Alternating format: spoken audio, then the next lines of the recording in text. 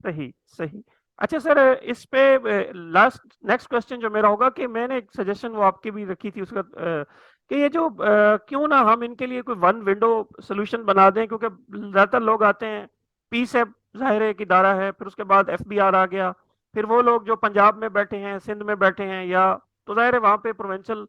Authority जो है वो सेल्स टैक्स की वो भी आ जाती है, क्योंकि ज़ाहिर है ये सब जगह वो मैटर हो जाता है, प्रोविंशियल मैटर हो जाता है।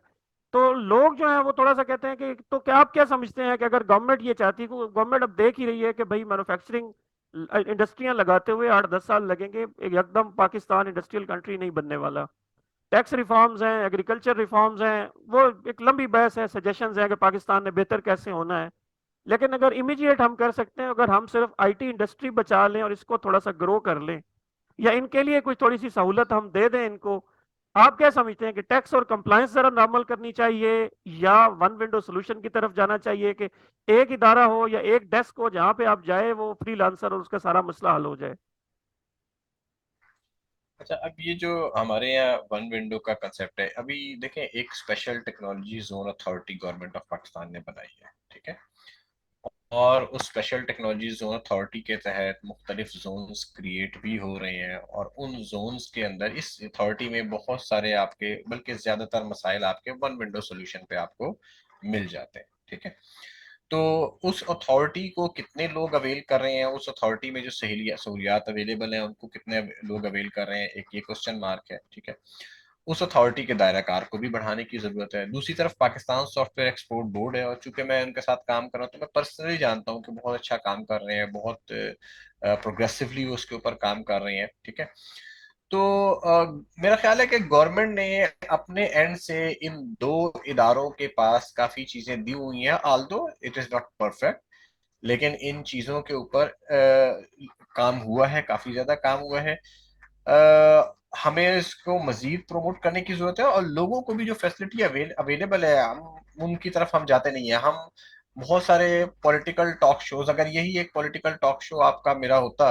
हम लोगों को तो खैर किसने सुनना है, लेकिन अगर किसी अच्छे लोगों का पॉलिटिकल टॉक शो होता तो उसकी इतनी ऑडियंस होती, और इस टॉक शो को आप देख लेंगे कि इसको सुनने वाली कितनी ऑडियंस है।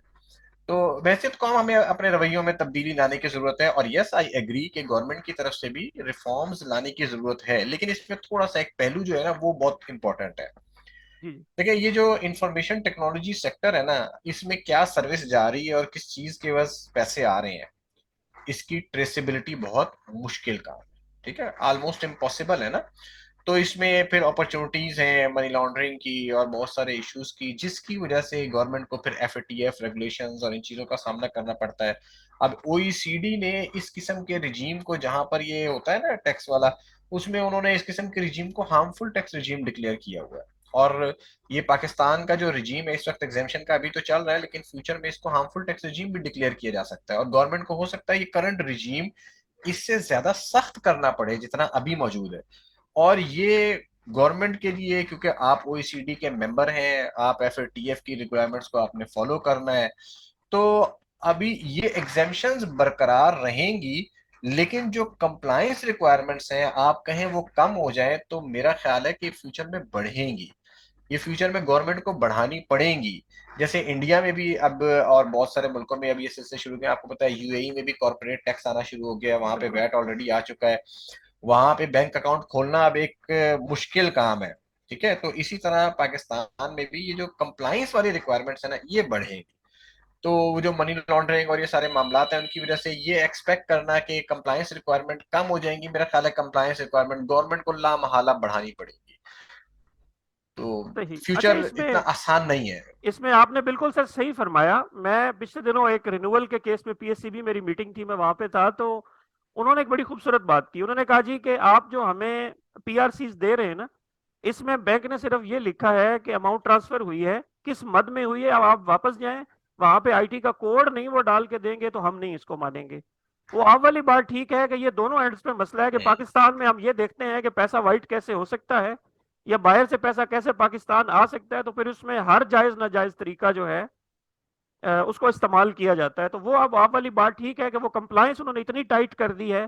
कि पहले सिंपल पीआरसी से काम चलता था, अब वो कहते हैं पीआरसी से काम नहीं चलेगा, जब तक उसके अंदर आईटी का कोड नहीं होगा हम आपका लाइसेंस रिन्यूअल नहीं करेंगे। और अभी पीसैब की रजिस्ट्रेशन आप देख रहे हैं कि जब तक एग्जम्पशन थी तो उस वक्त इतना जरूरी नहीं था, अब आपके सामने 154A में उन्होंने ऐड कर दिया है कि भाई जब तक आपके पास पीसैब का लाइसेंस नहीं होगा हम आपको ये जी एग्जम्पशन नहीं दे रहे।